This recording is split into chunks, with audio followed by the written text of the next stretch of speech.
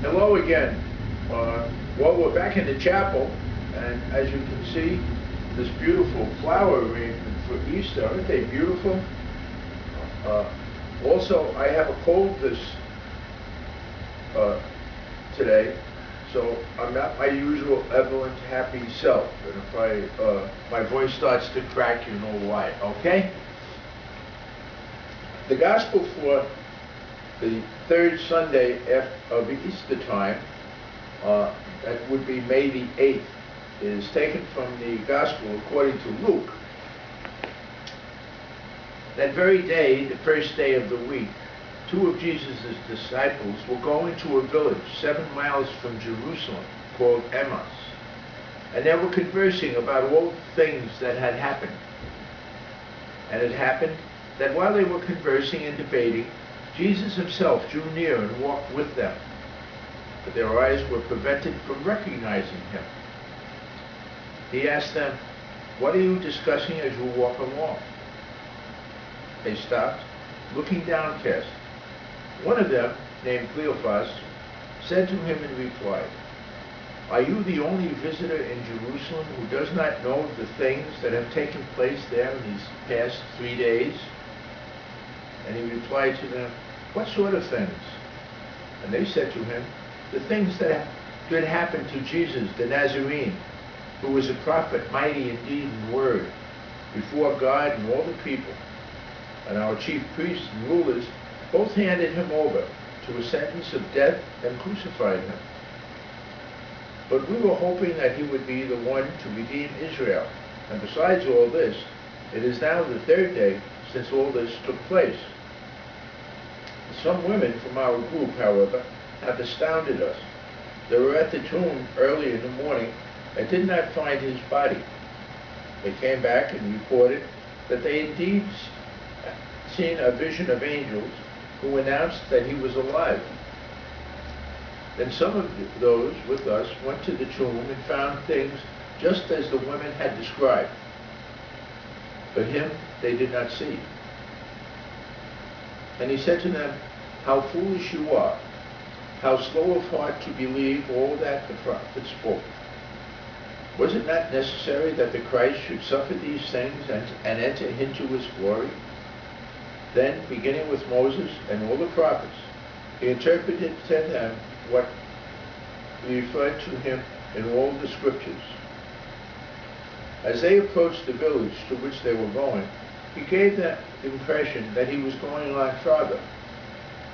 But they urged him, "Stay with us, for it is nearly evening and the day is almost done." So he went to stay with them. And it happened that, while he was with them at table, he took bread and a blessing, broke it, and gave it to them. With that, their eyes were opened, and they recognized him, but he vanished from their sight. Then he said to each other, Were not our hearts burning within us as while he spoke to us on the way and opened the scriptures to us?" So they set out at once and returned to Jerusalem, where they found to gather together the 11 and those with them who were saying,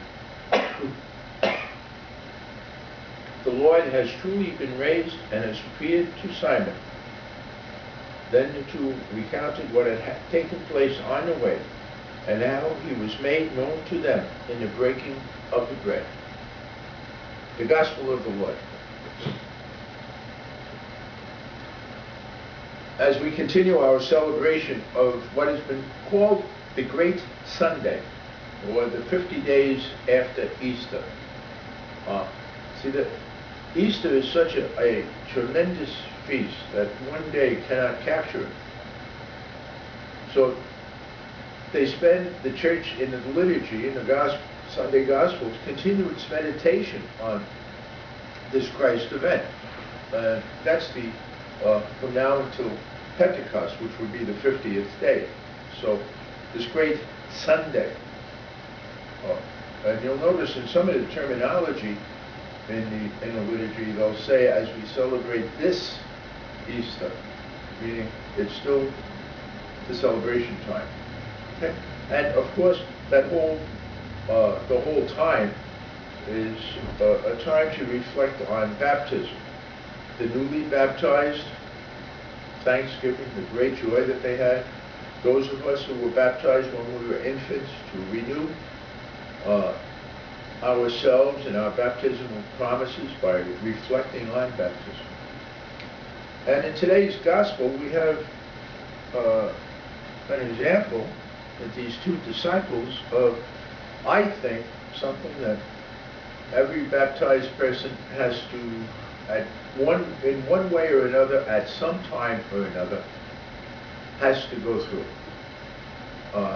Theologians call it crises of faith. A crisis is a time of decision. It's a time of when the rubber hits the runway. And in today's gospel, just putting it into a framework, today's gospel, we have the tale of two cities. We all remember that beautiful work of art, the tale of two cities. Well, we have sort of that in today's gospel, the tale of Jerusalem and the tale of Amos. Jerusalem being with the disciples, the new disciples gathered there, is a place of faith. Amos is a place of going back to the old, of going back to where we hadn't met Christ. And that happens, you know, we can make that journey back to Amos. It isn't one day. Sometimes it happens very, very subtly inside of ourselves, where the hope sort of fades and the ebullient joy that we experienced might fade a little bit. We get into a humdrum state where the excitement of our faith disappears. That is sort of going back to Amos, forgetting the gift of faith, the crises of faith. And we have to make a decision. Now, sometimes psychologically, it's so difficult. You know, this crisis of faith doesn't usually hit us inside the span of a short period of time. Usually it's over a protracted period of time. Little things start popping in. You know, maybe we don't go to Mass as often as we used to, say our prayers. Maybe we become cynical.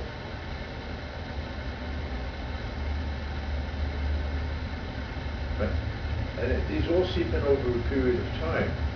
And we have to grab a hold of them and refurbish. And how do we do that? Well, you know,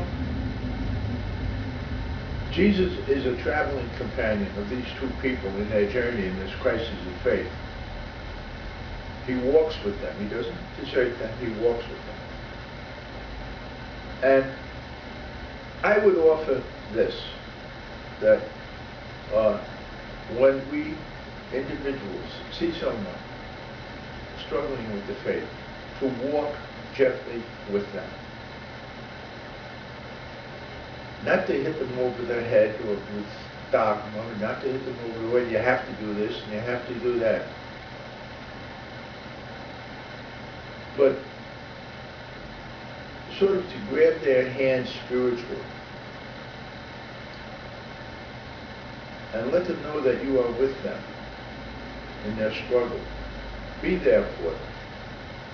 So often we forget our obligation. I am my brother's keeper in these times.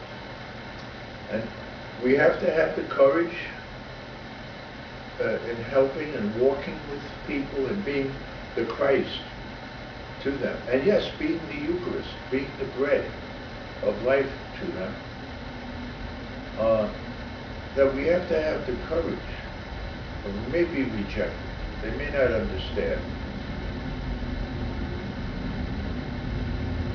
But to keep walking with them gently and praying along the way, that at some point they too, in the breaking of the bread, will see Christ.